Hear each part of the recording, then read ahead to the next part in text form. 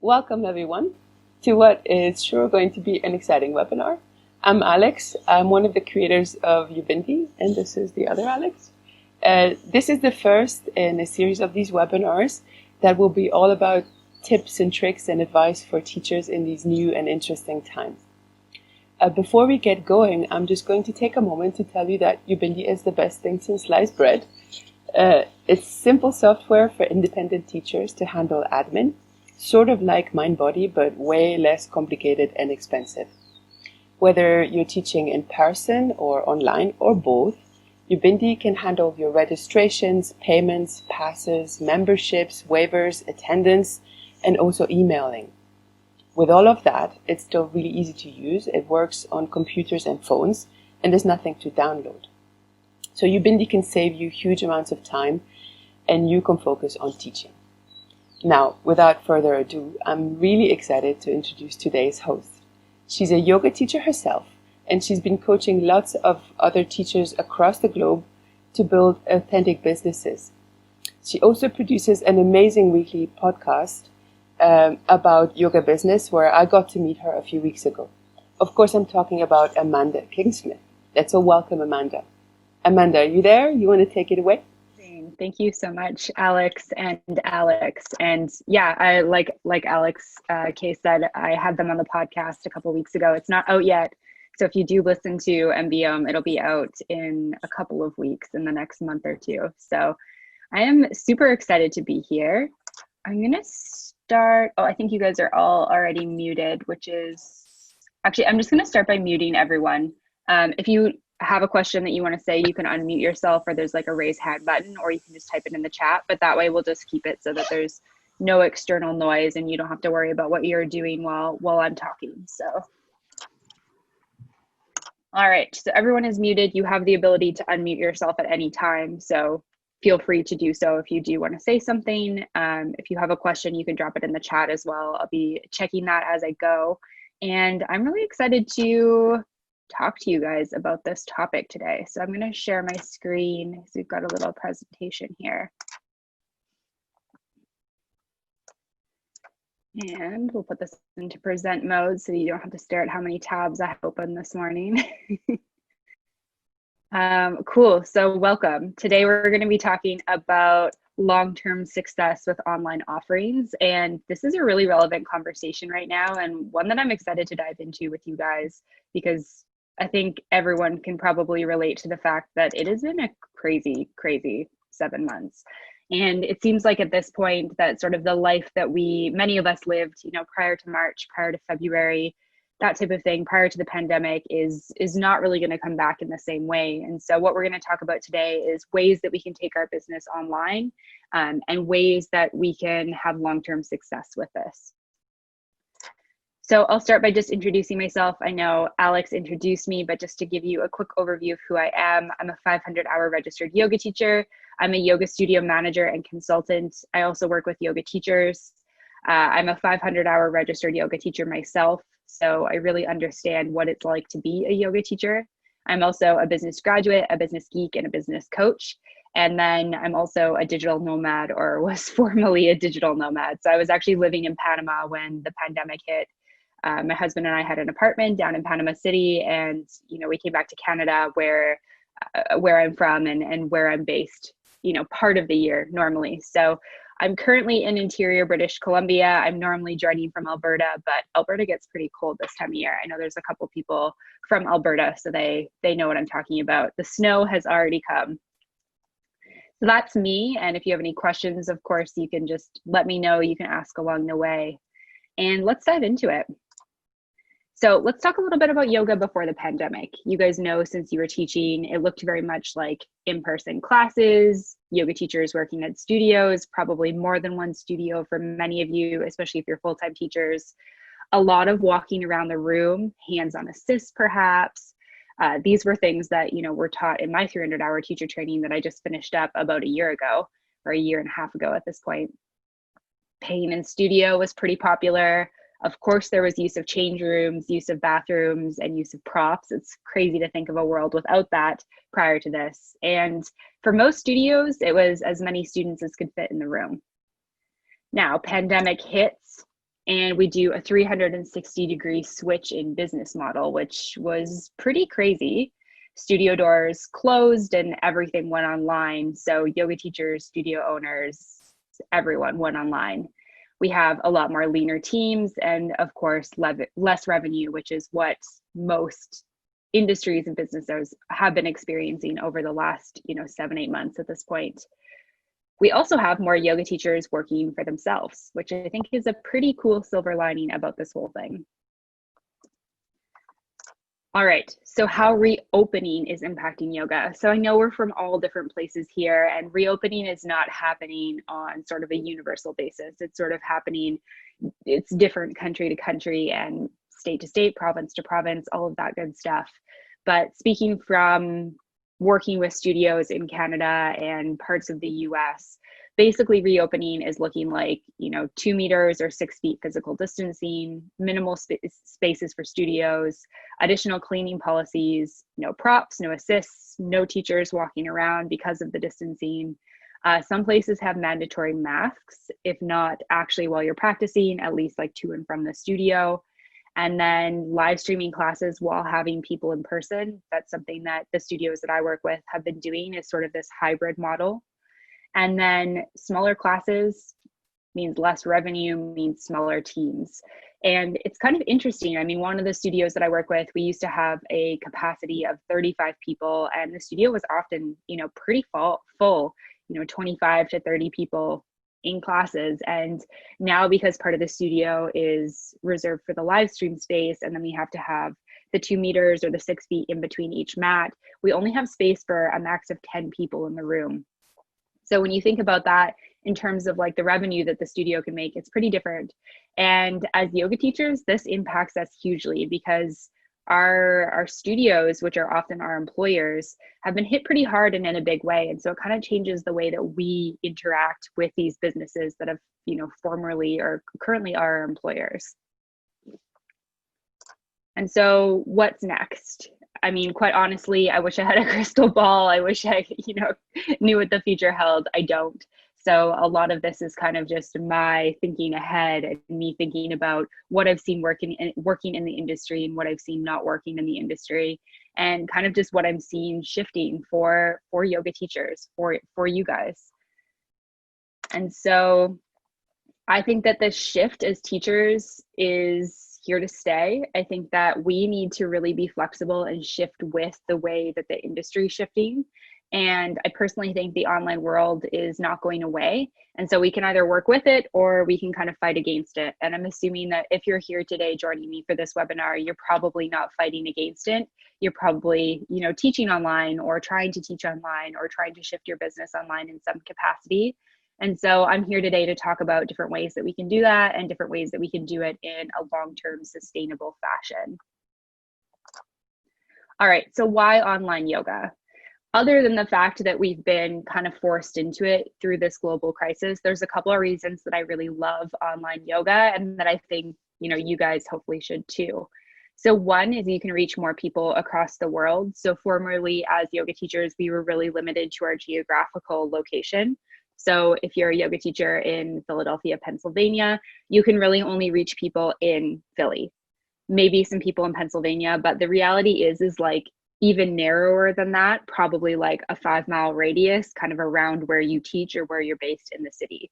So now all of a sudden we have this opportunity to reach people digitally anywhere. I mean, you guys dropped where you're from. We've got somebody from Madrid. We've got people from the UK. We've got people from Canada, all across the US. People are here. So there's people who are attending just this webinar from across the world. And so as yoga teachers, we have this opportunity to reach our ideal students that are across the world now. And that's pretty cool.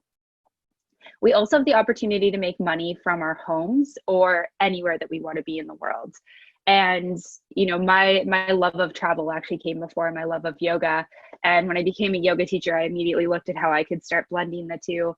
And one of my big goals and one of the goals of my husband and I, 6 years ago was being able to work remotely or work from anywhere. And that was something that we worked really hard to achieve. And there's a lot of people who probably want something similar to be able to work and travel once borders are open, of course, and to be able to make money from the comforts of their home, and haven't been able to before. And now we have this opportunity to teach yoga, the thing we love to do, right from our home, which is pretty cool. You can also teach without having to go to a physical brick and mortar. So now we have this opportunity to create our own businesses outside of just the physical brick and mortar, which is the studio. And don't get me wrong, I love yoga studios. I love working with yoga studios. I love teaching in yoga studios. And if you do too, that's amazing. Continue to work with your local studios. But I want you to think like bigger than the studio. Think outside the studio so that you can start bringing in, revenue from your own online teachings.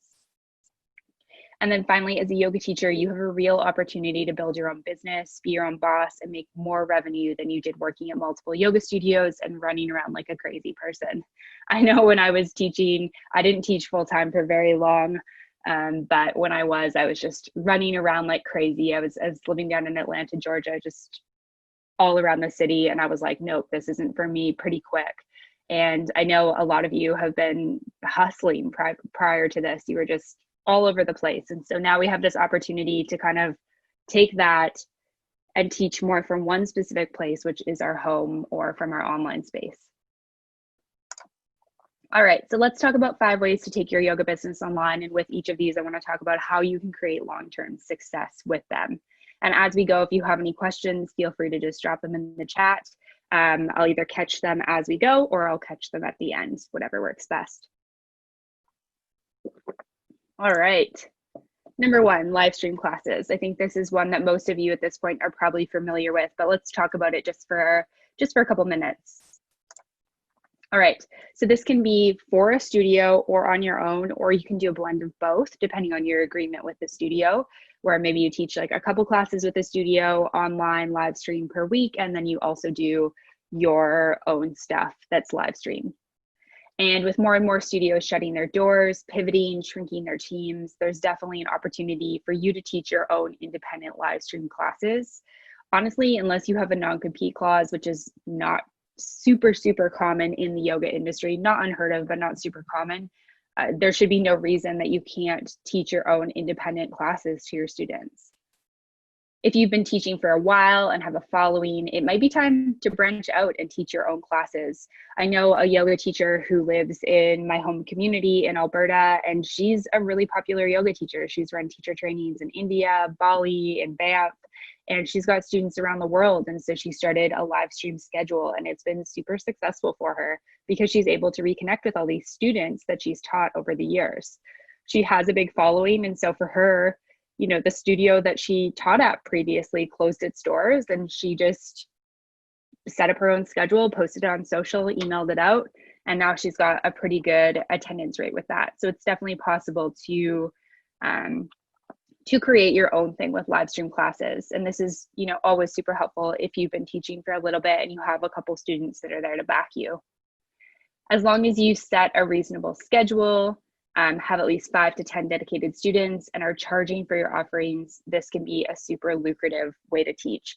So let's just say let's just go with 10 dedicated students who are like ready for you to set up a schedule. So you set up a schedule that's going to be really work with how you want to teach.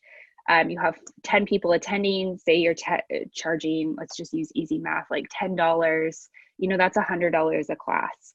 That's going to be, much more lucrative than what studios have previously been paying because of all the overhead costs that they incur. So pretty cool opportunities with this, I would say. All right, so how to live stream classes. You can offer your live stream classes via Zoom, just like we're using now. I feel like at this point, pretty much everyone's familiar with Zoom, which is awesome. And then set up a regular schedule that works for you and your students that have expressed interest in practicing with you. So something that's really cool about this is interact with your students. Ask when they want to practice, ask when they want classes, and then find something that works with both your schedule and their schedule. Of course, charge for your classes, and at the very least, you should be taking donations, doing by donation. Yoga at this point with online offerings, I don't think should be free. There should always be some sort of an exchange happening. Of course, doing occasional free classes for your community or your family or for people that are in need can be, you know, a really great offering and a really great way to give back to your community, but all your classes shouldn't be free. Next, you want to keep track of attendance, waivers, and payment through a booking and payment system. Udemy is a really great option. It's the platform that all of you registered for this webinar on, and the one that Alex talked about at the beginning. Facebook groups are a great way to create community and communicate with your students. So if you're not looking to create like a big formal email list, Facebook groups are a really great way to just bring your students together. You can do polls on when they want to practice and that type of thing. So that can be pretty great. My next tip for how to live stream is have a dedicated space for your live stream classes where people can clearly see and hear you, and just think about it like your own home studio. All right, so that's live stream classes. And the next thing we're going to talk about is create videos for YouTube. And in some ways, these sort of build off of each other as how you can take your business from like, here's the starting point to, you know, here's how you can like build out a membership, which will be the last thing we talk about. But you don't have to be doing all of these things. So some of them are kind of like middle options that you can be doing.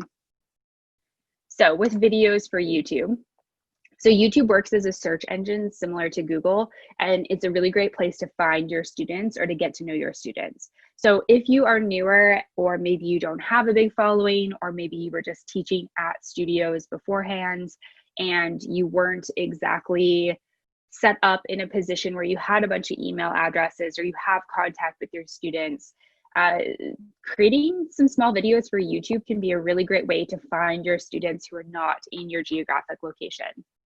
So basically how it works is students search for what they're interested in, and if your videos meet their needs, they'll subscribe to your channel for more videos. So if you know who you want to teach already, so your ideal student, you can design content for that person. So say your ideal student is pregnant moms, or women who are pregnant. You can design content for women who are pregnant. So when they're searching, they'll be searching and hopefully they find your videos, and then they'll see that the content is really for them and they'll want more of it. If you don't know who you want to teach already, use this as an opportunity to create videos on things you're interested in and then see what sticks. So kind of the idea of stepping from just being a studio teacher into having your own business is really finding out, who you want to teach and what you want to teach them. Knowing your niche and your ideal student are going to be really, really huge for your long-term success with your business. And YouTube is the perfect place to discover who you want to serve and how you want to serve them. I see a couple things popping up in the chat. Just going to look here. We've got Jane from Vermont. Welcome. Karen from New Jersey. Jane says, I'm a relatively new teacher as of last year in 2 studios. It's all halted in March, and now I'm trying to offer classes online through my website. How do I track students to sign up beyond Facebook and email announcements? I know my niche and my audience. Yeah, this is a really great question. Sorry, there's just a couple more questions coming in. You guys probably can't see them because they're coming in privately. You guys can just type them in the chat too, or you can just send them to me.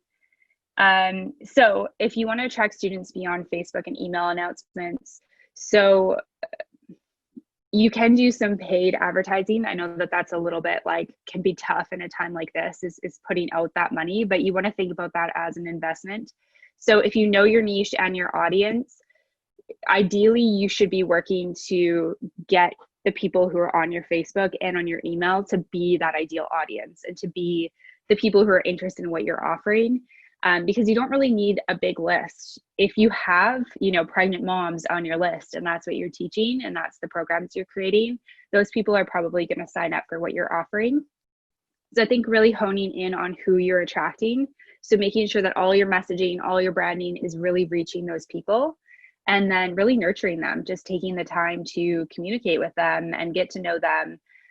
So Facebook and email are really great. Those would be, plus probably Instagram, like my top suggestions for marketing.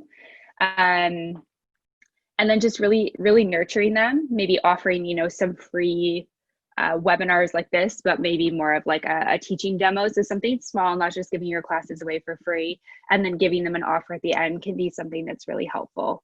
So Jane, let me know if that makes sense. Jane says, I have a tiny student email list. That's okay.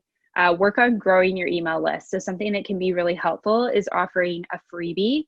So looking at who your niche is or who your ideal student is and offering a freebie that's going to attract that person in. So you want to make sure it's something that you're getting like the right people on.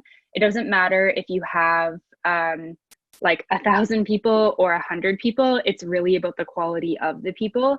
So if you have 1,000 people who are interested in like beginners yoga, but you teach yoga for women who are pregnant, it's not going to be like super aligned when you put out like, hey, I have this class, or hey, I'm running this program. You want to make sure that you're getting people on that are on your list that are like the people that you really want to talk to.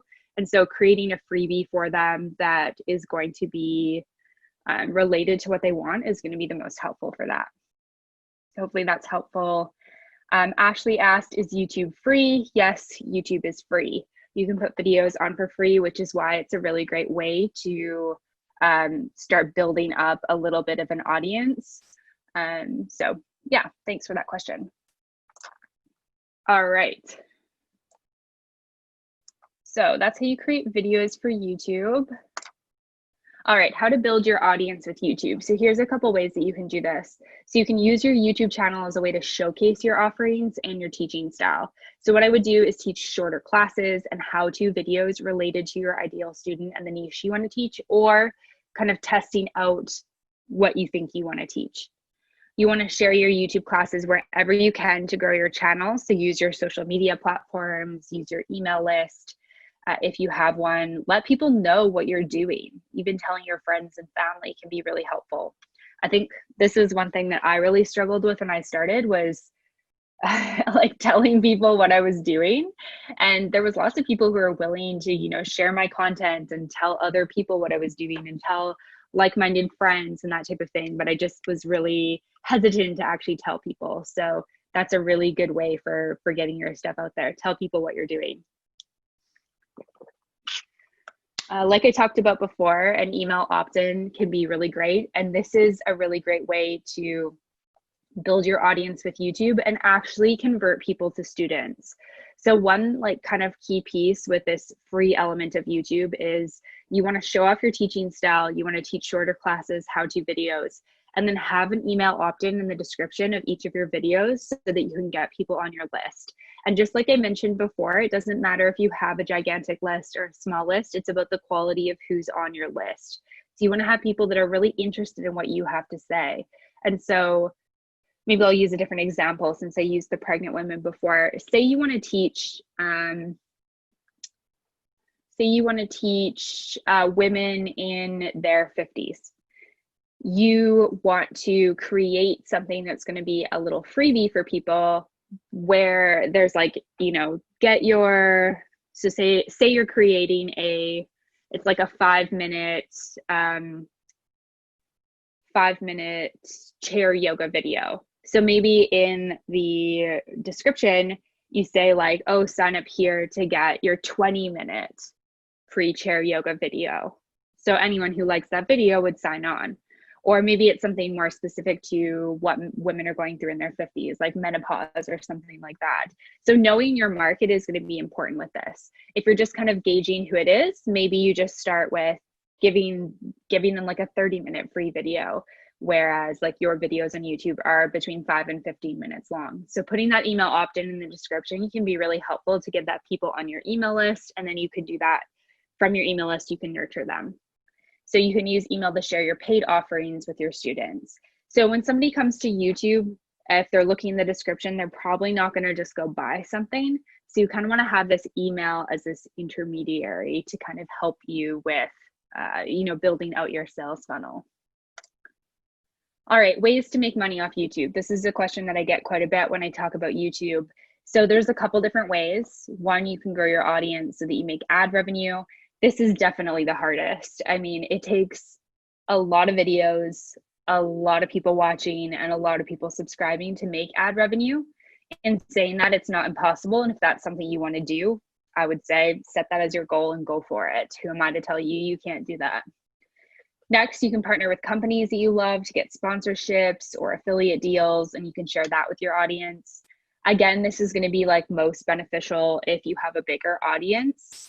So the thing that I like the most, that's the best, I think, for yoga teachers, especially yoga teachers probably in the first 5 years of their career, you can use YouTube as a way to showcase your offerings and then funnel your students into your sales funnel. So let's talk about that a little bit more. For those of you who aren't, familiar with the concept of sales funnels, it's, if you actually picture like one of those funnels that you would maybe like siphon gas into your car, or, say you're trying to get like something into a small topped bottle, you'd use one of those funnels. So the top of the funnel is where you're in contact with the most people. And so that in this case is going to be your free offering, your YouTube videos. So you want to use your free offering to attract your ideal student to your email list. And then once they're on your email list, so you're siphoning them down, there's going to be less of them. That's okay. We want people who are like ideally in our market. From there, you nurture them by emailing them regularly, getting to know them, getting to know what they need, how you can serve them. And then when you launch new products and services, you launch to them. And so building out an email list of students that are excited about what you want to offer is one of the best ways to build a successful long-term yoga business. And so you don't need to do this overnight. This is something that you want to think about kind of over the course of, a longer period of time. When we're talking long-term successful business, we're talking, having a successful business that can financially support you in 5 years, 10 years, through till retirement. Just going to check the chat here quick.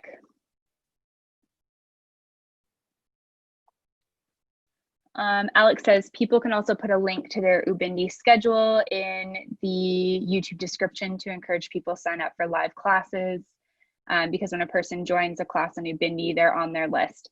Yeah, that's a great tip and a great point. So thanks for bringing that up. Yeah, Ubindi is really cool because you guys saw like to join the class was really easy to join this webinar, and it would be the same sort of sign up process for your students. And then you could put a link to that in your YouTube. And then once somebody signs up, they automatically get added to like an email list that you can export and put into MailChimp or ConvertKit or whatever you use, or you can keep them on the Ubindi software. So that's a pretty cool feature. Thanks for sharing that, Alex. All right, I'm gonna have a sip of coffee before we go into courses.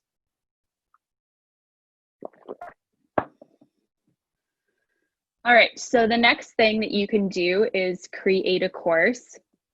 And so far we've talked about live streaming classes to your audience. We've talked about creating videos for YouTube. These are 2 ways, kind of more top of the sales funnel.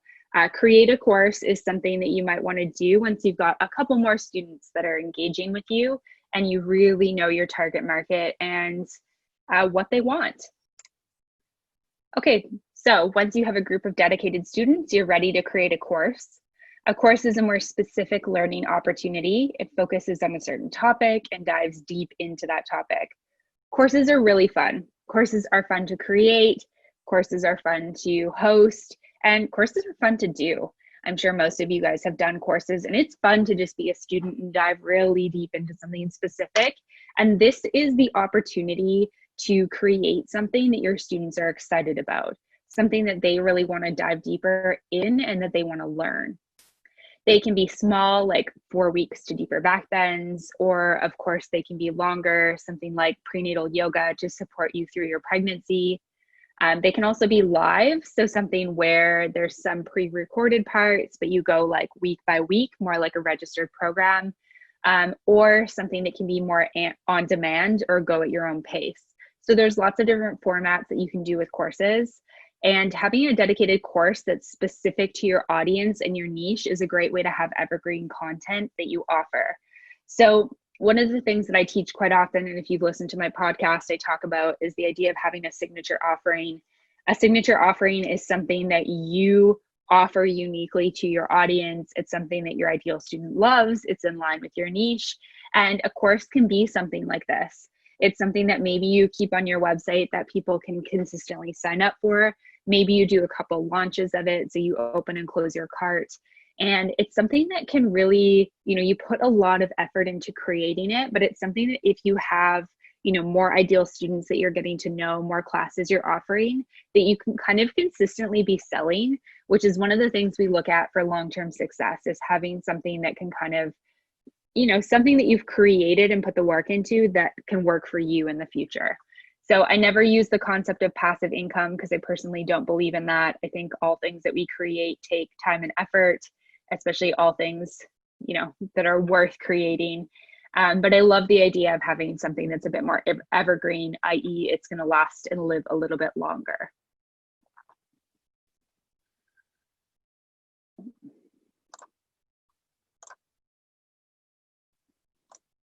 All right, so tips for creating a successful course. So one, teach something very specific and targeted to your audience, just like I said before. Next, choose something that you are passionate about. This is really, really key. You got to be excited about it. Excitement is contagious. Next, validate your idea with your audience. And what this means is, say you're really interested in teaching a course diving deeper into the chakras. So maybe you want to dive into the chakra system and you want to teach your students about that. If a student has never mentioned any interest in this, make sure that there is some interest there. So this is something where you can engage them in a couple ways. So you could ask them or tell them you're thinking about creating something before or after one of your classes. You could email to them and ask them specifically if they're interested in that. You could send them a small survey. You could poll them on your social media and find out if this is something that they are like interested in or curious about. It's so key that you make sure that it's not just something that you're passionate about, but also something that your audience is interested in. And I actually learned this the hard way really, really early on in my yoga career. I decided that I was going to create a yoga course for beginners. I had no email list. I had, basically like no yoga business. I was very, very baby at teaching. And I thought it would be a cool idea. And so I worked hard to create the course. I put it on Udemy, which is a platform I'll talk about in just a minute. And then I hit publish and I was just waiting for, sales to roll in. I hadn't done any marketing or anything like that. And I felt a little bit disappointed that the sales didn't roll in. But then I kind of took a step back and understood that, hey, I didn't do any of the preliminary legwork with this. I didn't talk to anyone I knew to see if they were keen on this. And the other thing I didn't do is I didn't really build up my audience around this. And so as I started sharing, yes, sales came in over time. Yes, sales have come, but it wasn't really something that I, found that balance point between passion and validation of the idea. So this is something that I really recommend so that you can have, a successful course. Good content is key. You definitely want to have great content with your course. And then something I always say is it's better done than perfect. There's always going to be modifications you want to make. So a lot of times when I work with yoga teachers, they often get stuck in perfectionism mentality. So it's not good enough. It's not the exact way that I want. I want it to be a little bit different. It's better done and out there to the world than focusing on perfection. So know that you're going to make changes down the road. This is why I never use just like passive income. You're always going to be working on it, changing it, adjusting it, and that type of thing. And having it out in the world as it is definitely better than trying to achieve perfection. I always think about like, what is perfect with these things? It sort of feels like chasing that pot of gold at the end of the rainbow. Next, market and sell your course, just like the example I gave before. You definitely have to work to sell your course. So at the very least, you need to tell people about it. You need to send emails to your students. You need to tell your students once it's live, before and after classes. And you need to do a little bit of, the marketing and sales to actually make the sales. Next, be open to feedback. And in fact, I would say ask for feedback. It's really, really key when you first launch a course to ask for a little bit of feedback and to ask your students what you could do better, what they would love to see, what they did love about it. Ask them a couple of key questions. You can do this through a survey or a phone call if you're close to them, or just asking them to email you, after class or something like that. All right, so I see a couple notifications in the chat, so I'm just gonna pop in there quick. Oops. Where did it go? Come on, Zoom.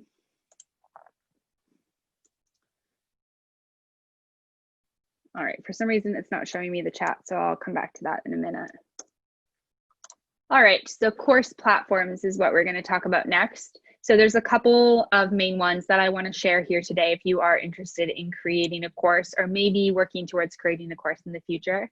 So number one is one that I mentioned before that I used for actually 2 courses that I created really early on in my career. One of the things that's cool about Udemy is it's actually a marketplace. So people know it as a place that they can go and get courses.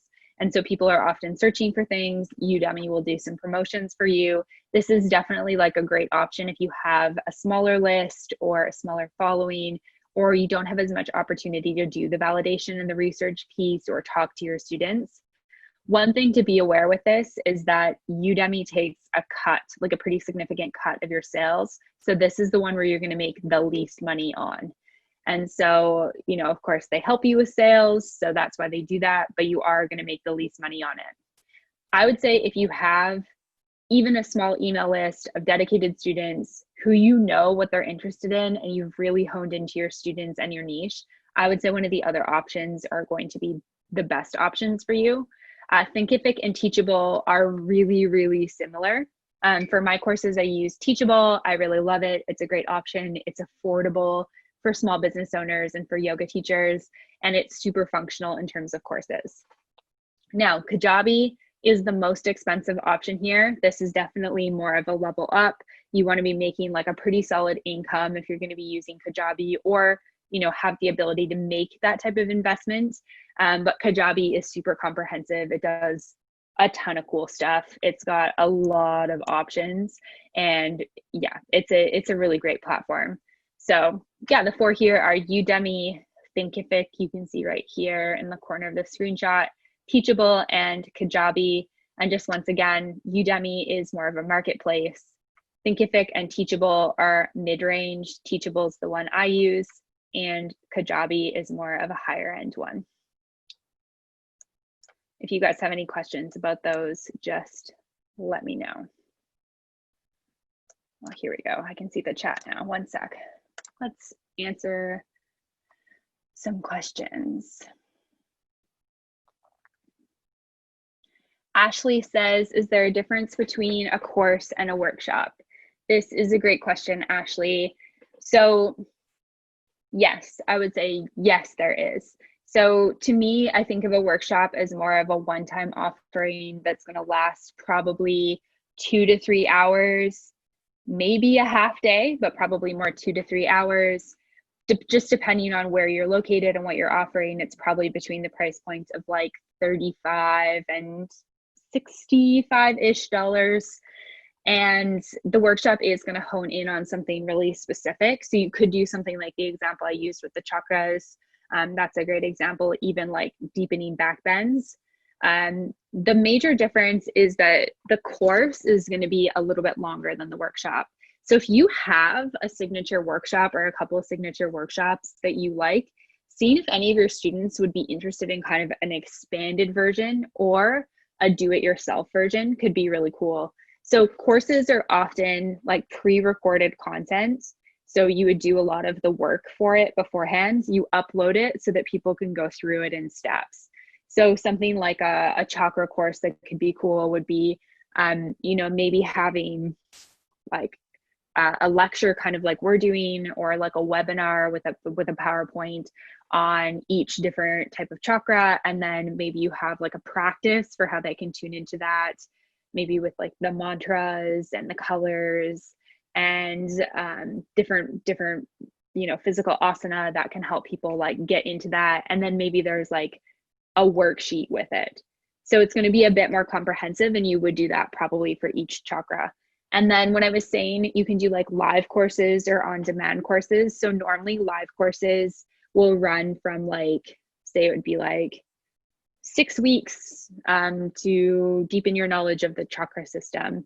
And each week they would have content that they went through by themselves, but then there'd also be like a live component where you guys got together for 1 to 2 hours and talked about the different things that were going on.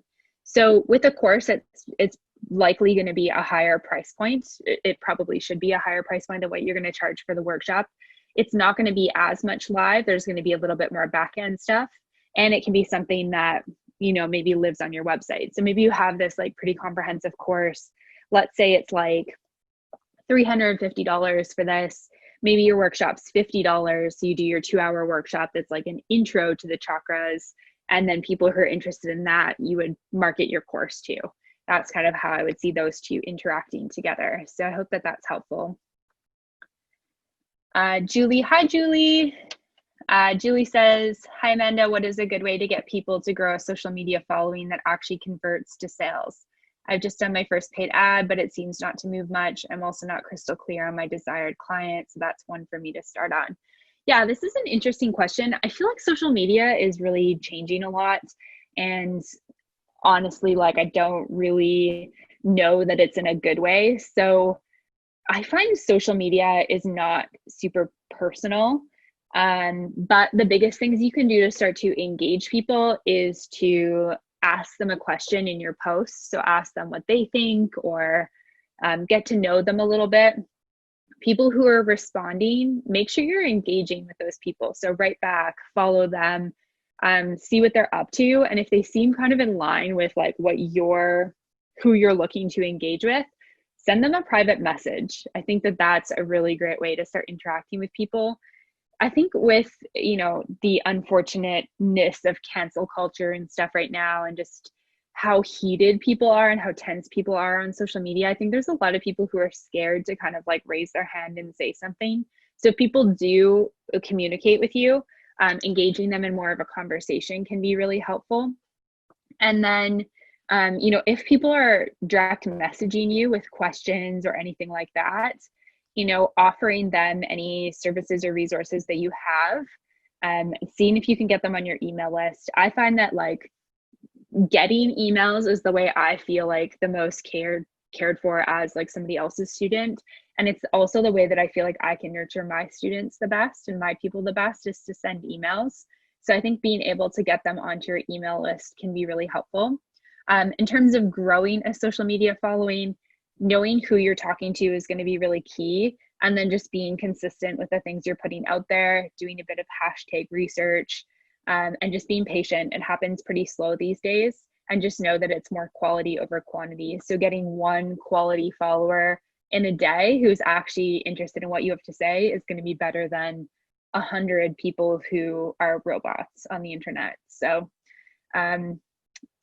yeah, I think with ads, like if the ads aren't effective, if it's not really helping you get people, especially people that you're not that interested in, don't waste your money on them. They can be really effective, but you've got to kind of really understand what you're doing with them. So I hope that that is helpful. Becky says, I use WordPress for my website. I'm considering investing into a plugin platform for it instead of an outside website. Like a plugin, I'm not clear on what this question is. A plugin for Becky, a plugin for what? Let me know what type of plugin you're thinking of investing in, that I can answer this a little bit more clearly. Kimberly says, what about storing videos in classes? If I want to give my students a small library of classes or meditations, where do you recommend storing those, and how do you give access to the students? That's a really great question. So any of these platforms that are actually sitting on this screen here, other than Udemy, take Udemy out of that, would be really great for putting your classes on there. One of the things that's pretty cool about these platforms is that you can sort them into categories. So you could sort them, you know, month by month if you wanted to. You could sort them by type of class. So if it's like yin yoga, vinyasa flow, if you teach more of just one style, but it's different times or different themes, you could sort it by that also. Another platform that I'll bring up is Vimeo. Vimeo is a really, really great platform for like on-demand videos. So kind of like watch as you go videos. You can sort them into really great playlists and great libraries and stuff like that. So that is definitely a platform I would highly recommend. Uscreen is another one too. Uscreen also does like video storage and stuff like that. But yeah, I think that's a great idea. And then what you can do is if your students are paying already and they're paying you for the classes and then you're giving them the replays, you could create a promo code for them or add them in manually. And then if you wanted to sell that as like a monthly cost, which we'll talk about in a minute, you could also do that.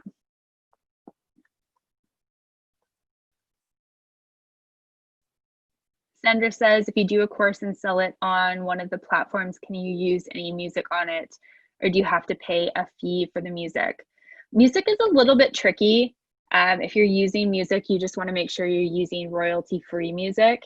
That's going to be like the best way to make sure that you're in the legal zone for music. So just looking up royalty-free music. YouTube also has a really extensive music library. So if you're putting like videos on there, you can overlay your music or your videos with their music, which is really cool. Ashley says, is your email list through Ubindi, and what do you recommend? So I just discovered Ubindi in the last couple of weeks. This is the first thing I've done with Ubindi. I've really loved it so far. But my email list was at first on MailChimp, and then about 6 months ago, I just changed over to ConvertKit because it's got a little bit more functionality to do a few more advanced things. If you're just starting out though, and your list is small, MailChimp is free to 2,000 people on your list, and I think ConvertKit's free to 1,000.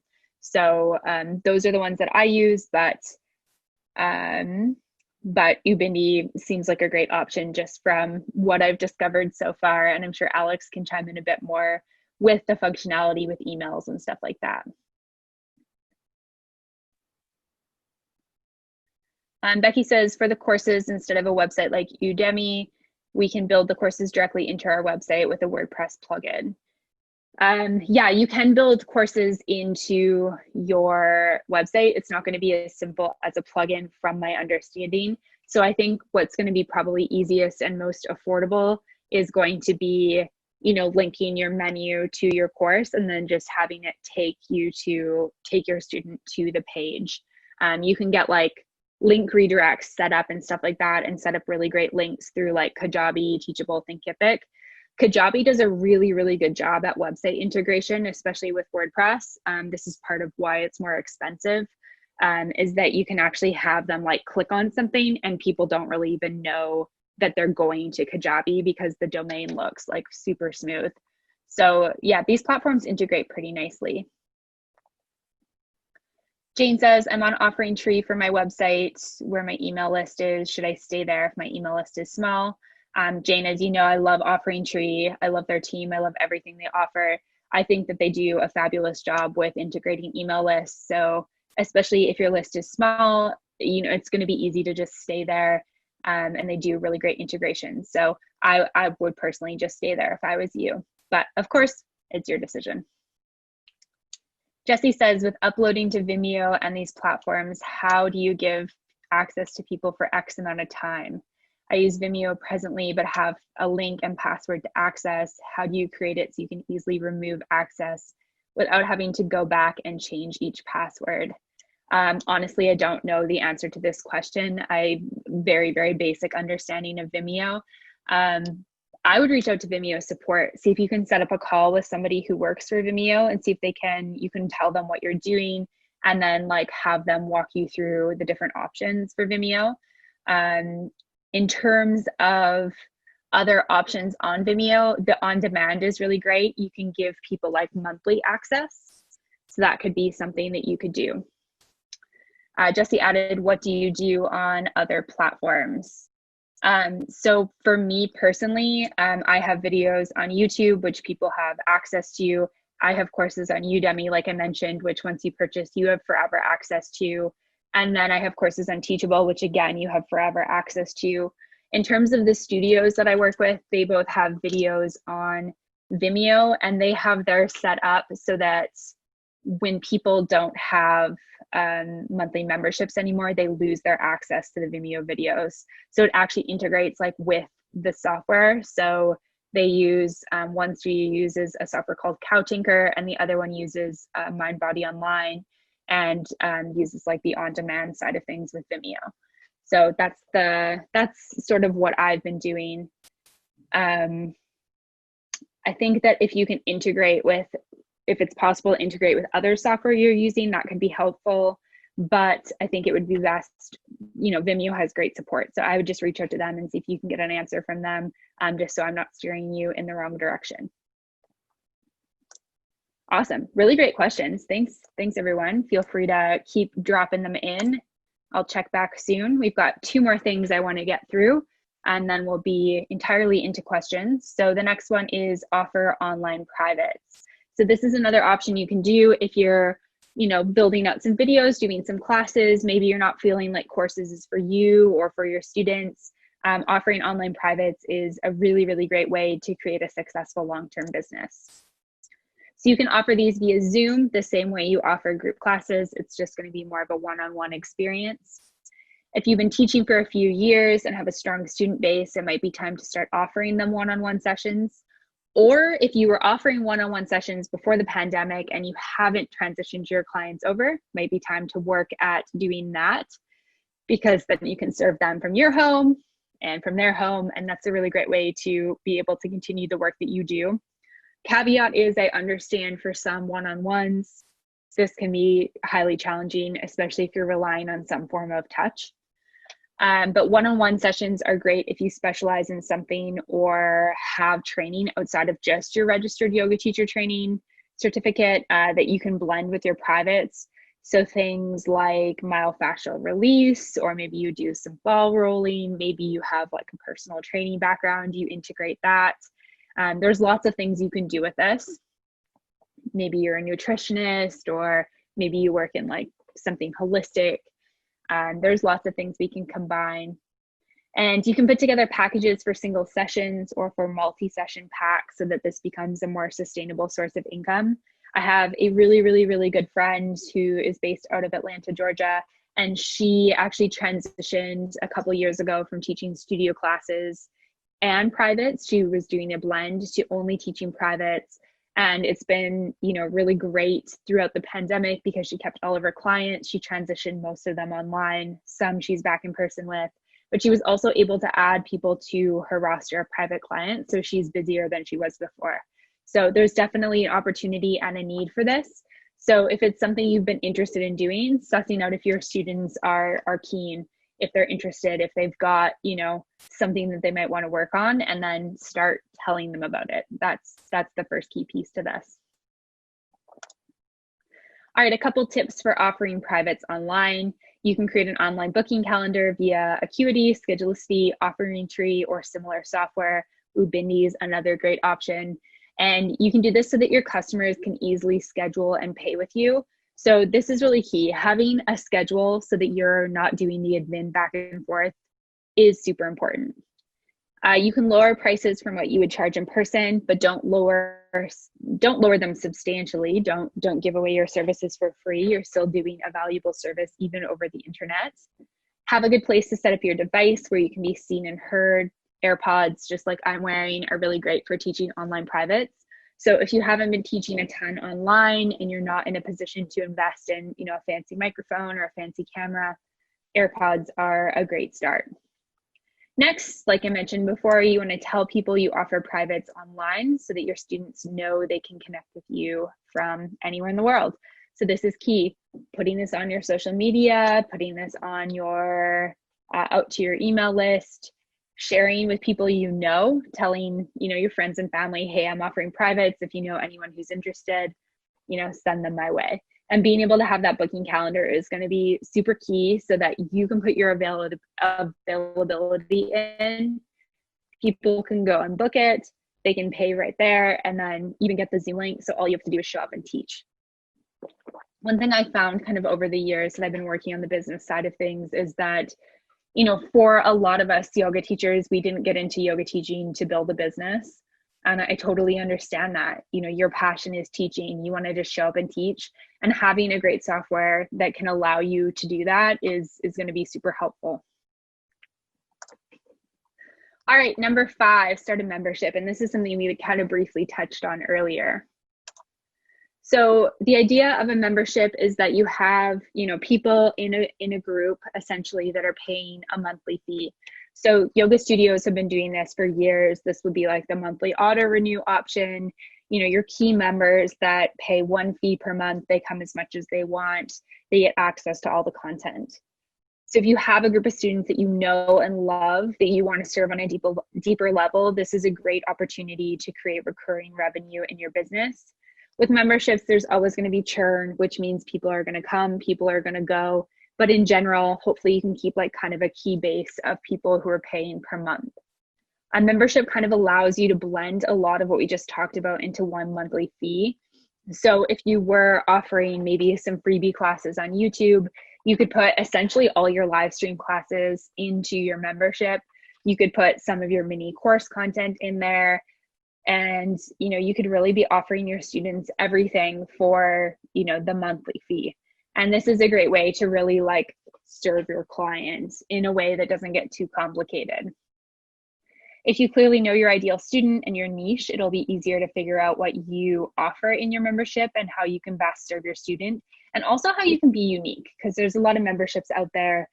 I mean, I just think about like the TV memberships now. Like Netflix used to be the only thing I paid for. Now there's like Prime, Hulu. I'm up in Canada, so we have like Crave for HBO.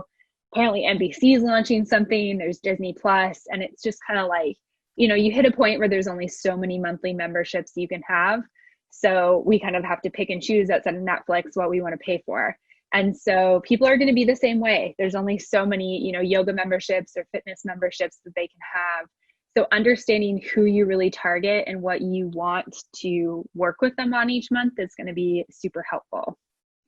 And this option allows you to really focus in on a smaller community of people. That's one of the things I love about memberships, is you don't have to as much kind of focus on like the social media side of things, or, you know, the weekly emails. It's like once you've got your people in the door and you've got your people in your membership, you can really focus on serving them. The key with this is that you do have to have that group of dedicated students, which takes all that kind of preliminary legwork that I just mentioned. You do have to have that group of students that's like ready to pay. And memberships are usually between like maybe like 25 and $100 a month, just depending on what you're offering and how much is in there. So this is, you know, going to be like a bit of a higher price point item for them. So you want to make sure that you really know what you're offering, what's unique about it, and how you're going to serve them. All right, a couple of tips for starting a membership before we dive into some more questions. So before you start a membership, make sure you have a dedicated audience. Like I mentioned, understand who your audience is and what their needs are. Get organized and stay ahead on your monthly content. So for most memberships, they offer a certain amount of content per month. So if you can kind of be like ahead on that content, that's going to be super helpful. Do regular promotions and launches for your membership. So you can do things like keep your membership open all the time, where people can just kind of trickle in. And then you can also do open door, closed door, and times where you really push it. So even if it's open all the time, you might want to still do a couple launches per year where you're really marketing to your people. You're doing, you know, webinars and Facebook Lives and more emails and that type of thing, in terms of actually intriguing people to get in. In terms of the softwares we've already talked about, Teachable, Thinkific, Kajabi are great options. You can also use NamaStream or Uscreen for your membership. So those are both like cool membership options. And then Offering Tree actually just launched today their membership option. So that's really great. If you've already got your website with them, you can now offer monthly memberships, which is super cool. And then we talked about Vimeo before. So Vimeo is a great option too. They do video on demand super well. And so video on demand essentially is that like monthly pay per content, and you can organize everything really nicely there. So that is another software option that I'll mention also. All right, so just before we dive into the questions, I just want to wrap up a couple of things in terms of creating long-term success with your business. So be flexible and willing to adjust. I think if 2020 has taught us all anything, it's that flexibility is really important.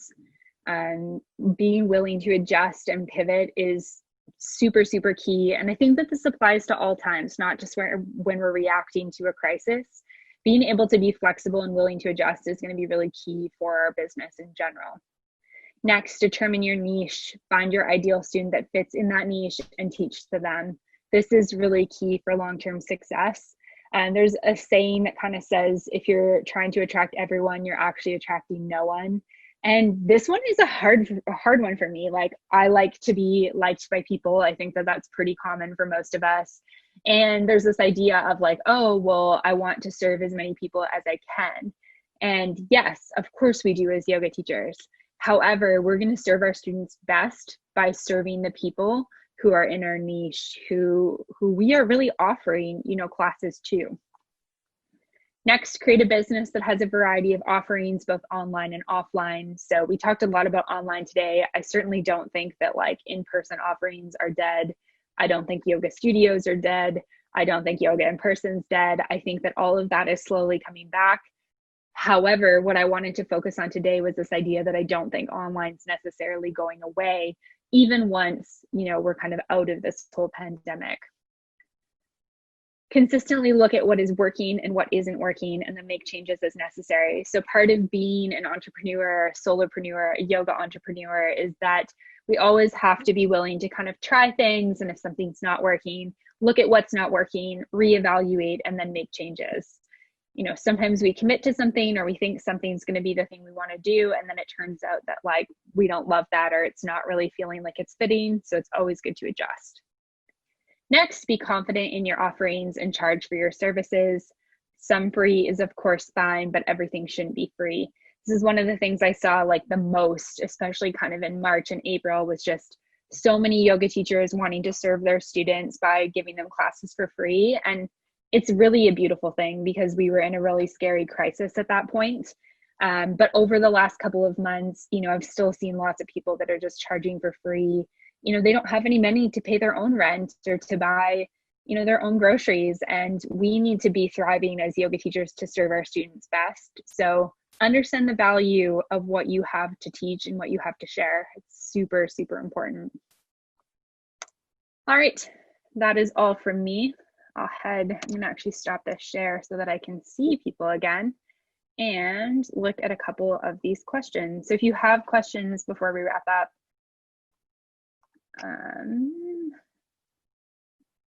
feel free to drop them in the chat, sorry. All right, Ashley says, what are folks calling this one-to-one? Privates? You can call them either thing. It could be like a private one-to-one, or you could just call them like online privates. Kind of whatever like serves you and your students would be fine. Alex answered that question as well. Ooh, Ubindi just launched the membership feature today. Amazing. I didn't realize that, so thanks for sharing that. So people can take out subscriptions. Ashley asked, what are people charging for memberships? I mean, this is kind of all over the map. I said kind of between 25 and 100. I wonder what other people wrote. If anyone has a membership, feel free to drop it in the chat. Linda wrote $99 per month for all classes, some other perks. Awesome. Becky says, do the websites like Kajabi, etc., have the ability to offer both a course, single purchase, and a membership option so students can choose what they prefer? Yeah. Kajabi, Teachable, Thinkific will all do that. I think Vimeo and Uscreen will also do that too, which is pretty cool. So you can kind of do like both in one, which is great. Ashley says, do you recommend paying someone to make your website to look more professional, or just have something out there? That's a good question. I think that it's fine to just have something simple out there. I honestly don't think websites need to be fancy. I think somewhere where people can find you is the key. That's one of the reasons I really love Offering Trees, because it's super, super simple to set up. It looks good and it's super functional. If you are looking for something that is a bit more fancy, that's okay too. You can hire somebody for that. But I would say the biggest thing is like, if it's becoming a stress point for you, where it's like, I can't really afford to do this, it's kind of holding me back, just get something out there. It doesn't have to be like super, super fancy. Wix and Squarespace are also great options too. Lucy says, thank you so much for your time. This has been invaluable to me. Wishing you all the very best in your future business. Thank you so much, Lucy. Kimberly says, I've heard that online classes are pricing at half an in-person. Is that what you are seeing? That's actually not, well, okay, so I have been seeing that. The studios that I work with are pricing not at half though. So the studio in Canada, for example, an in-person class drop-in is $20 and the online drop-in is $15. Nobody has come to us and said this is outrageous or too expensive or anything like that. Similar, the studios that I work with in the States are doing very similar pricing models where they're not really dropping them that much.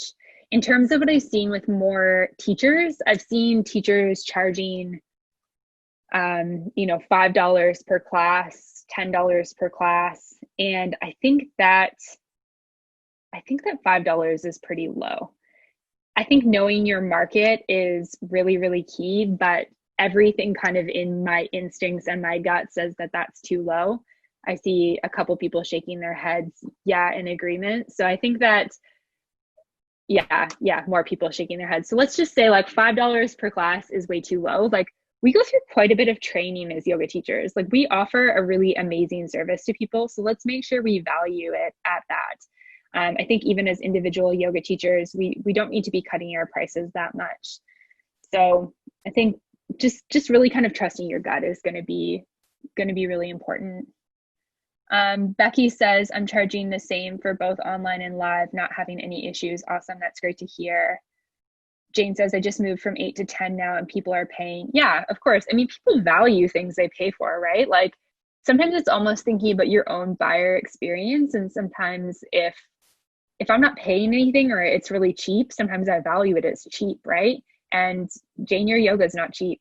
Your yoga shouldn't be cheap because you're offering something really valuable to people. Linda, I kept the same prices. Actually, awesome. That's great to hear. Ashley says you could offer a sliding scale and if someone contacts you for that. Yeah, that's a great idea. One of the things that the studio in Canada did, I live in a tourist town. And so, I mean, we had only Canadian tourists because the Canadian border has been closed since March. So the town was hit pretty hard. Like restaurants had to close. Many people were out of work.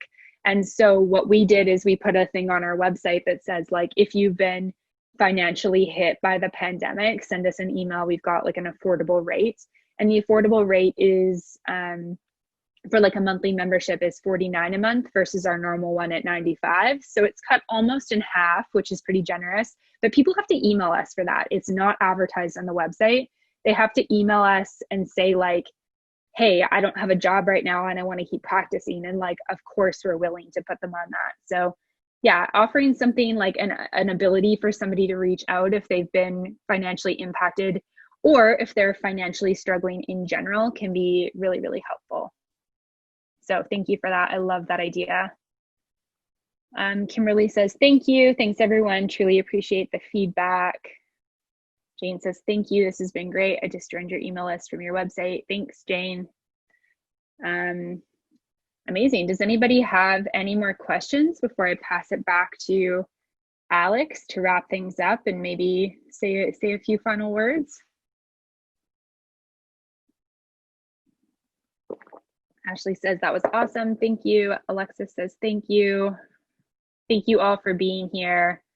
I feel like in this time of kind of physical disconnection, it's really nice to like be in a space where there's other people and like-minded people where we can have these types of conversations. So make sure you reach out if you have questions. I'm always accessible. I'm always available. Just send me an email or something like that. Thank you, Jen. I'm glad you enjoyed it. Thank you, Linda.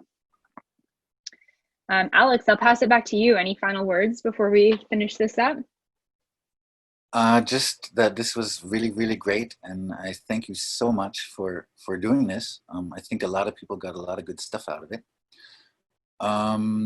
There are a few questions that I got about Ubindi in the private chat.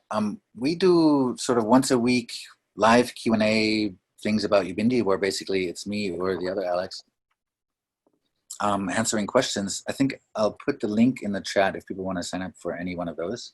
You're welcome to do that. Otherwise, thanks everyone for showing up, and hope you got a lot out of this. I certainly did, and I thought I was an expert on everything. So that's great. Amazing. I'm just gonna unmute you guys in case you wanna. Oh. Okay, I think you guys are all unmuted unless you muted yourself. So just wanted to say thank you so much for being here. I wish you all the best with your businesses. Keep up the amazing online offerings. Like, really, the world needs what you have to offer as yoga teachers. I think one of the things that's really kept me going through this, especially with studio stress, has been students saying, this is like an anchor for me. This grounds me on a daily basis. Like, our students really need us right now. So hopefully that keeps you guys going too. And thank you so much for being here. Thank you so much. Thank you, Amanda. Thank you. Thank you. Bye, everyone. Bye. Thank you again. Amanda, See you guys. it's so nice to see you again. Bye. Bye. I'm killing this Julie. meeting in a few Thank you. seconds. Thanks, Bye, Alex. everybody. Thanks.